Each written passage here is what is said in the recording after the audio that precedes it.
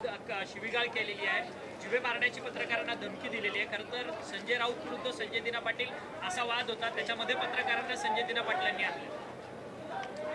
Exactly काय झालंय हे मला माहीत नाही। सकाळी झालेलं आहे। मी एकंदर प्रकार काय झाला हे न बोलता प्रतिक्रिया देणे योग्य नाही, पण कधीही पत्रकारांशी बोलताना त्यांना अदब राखून त्यांचा समजूत घालणं आवश्यक आहे। एखादा पत्रकार अतिरेक करत असेल कोणत्याही प्रकारचा, तर त्यालाही थोडंसं त्या प्रकारे योग्य अशा गोड शब्दात समजूत घालणं योग्य आहे। चुकीचे शब्द शिव्यांचा वापर हा मात्र निषेधार्ह आहे। विधान परिषद सभापतींनी आज दुसऱ्यांदा मंत्र्यांना फटकारलेला आहे। काल सुद्धा मंत्री अनुपस्थित होते, विषय सुरू होता असं होतं। आज मंत्र्यांनी पणन विभाग आणि नगरविकास विभाग एकमेकांवरती जबाबदारी ढकलत असल्याचं अक्षरशः पाहायला मिळालं। असा प्रकार हा वारंवार घडताना पाहायला मिळतो। विधानसभेमध्ये 5-7 मंत्र्यांना त्यांच्याकडे जी खाती नाहीत त्यांची जबाबदारी या सरकारनं दिली, तेव्हा मी सभागृहात आक्षेप घेतलेला की जो मंत्री सगळ्यांचे प्रश्न ऐकतो तो मंत्री त्या पक्षाची जबाबदारी घेऊन पुढं काम करणार असला पाहिजे। आमची भाषणं, आमच्या तक्रारी, आमच्या जनतेच्या समस्यांचा पाढा ऐकणारे मंत्री वेगळे आणि निर्णय घेणारे मंत्री वेगळे। फाईल आम्ही जे आमचं म्हणणं ऐकतात त्यांच्याकडे फाईल कधी जातच नाही, मंत्र्यांच्या दुसऱ्याच मंत्र्यांच्याकडे फाईल जाते। त्यामुळं विषयाला न्याय मिळत नाही आणि त्याच प्रकारे सभागृहात हजर न राहण्याची परंपरा ह्या मंत्रिमंडळात फार मोठी आहे। मुख्यमंत्र्यांचा वचक नाही, मुख्यमंत्र्यांना कोणी घाबरत नाही आणि हे एकजिन्सी सरकार नसून हे 3 पक्षाचं सरकार आहे। सगळे आपापल्या नेत्यांना मानतात आणि त्यामुळं सरकार म्हणून एकत्रितपणाने हे सरकार वागताना दिसत नाही आणि त्यामुळं मुख्यमंत्र्यांचा वचक जर त्यांनी वाढवला तरच सरकारची अशी लखतरं निघणं थोडंसं थांबेल। महाविकास आघाडीच्या बैठकीला आपण नव्हता, त्यामुळे उद्धव ठाकरे नाराज आहेत। एक संघपणा जो महाविकास आघाडी आमच्या बैठकीमध्ये रविवारच्या असं ठरलेलं की 23 तारखेला संध्याकाळी ही बैठक घ्यायची।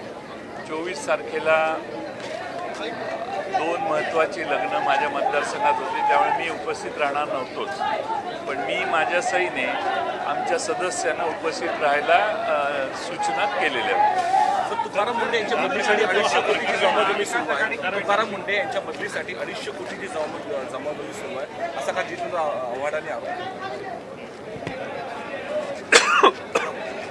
आपल्या महाराष्ट्रामध्ये पाणी घेऊन येणार पनीर मिळणं आता बंद झालेलं आहे। पनीर का मिळत नाही तर पनीर न मिळण्याचं कारण पूर्वी भेसळयुक्त पनीर मिळत होतं।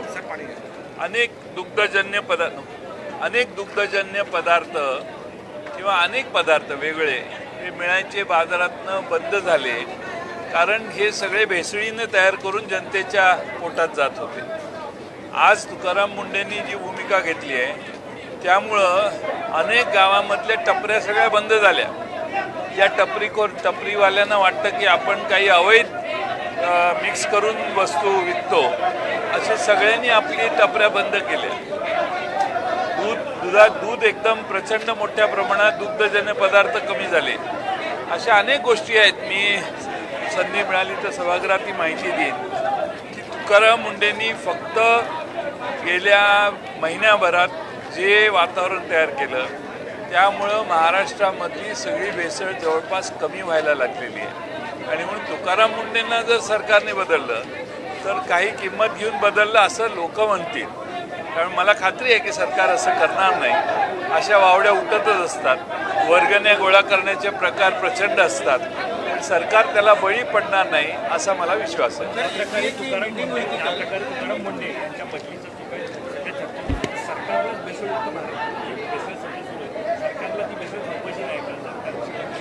नाही, असं आहे की सरकारने एखादा ॲक्ट केल्यानंतर त्यावर बोलणं योग्य, बदली होऊ नये अशी आमची आग्रहाची भूमिका आहे। कारण महाराष्ट्रातल्या जनतेच्या आरोग्याशी खेळण्याचं काम, पोटात विष घालण्याचं काम, ज्या प्रवृत्ती आजपर्यंत करत होत्या त्या सगळ्यांना अटकाव बसलेला आहे।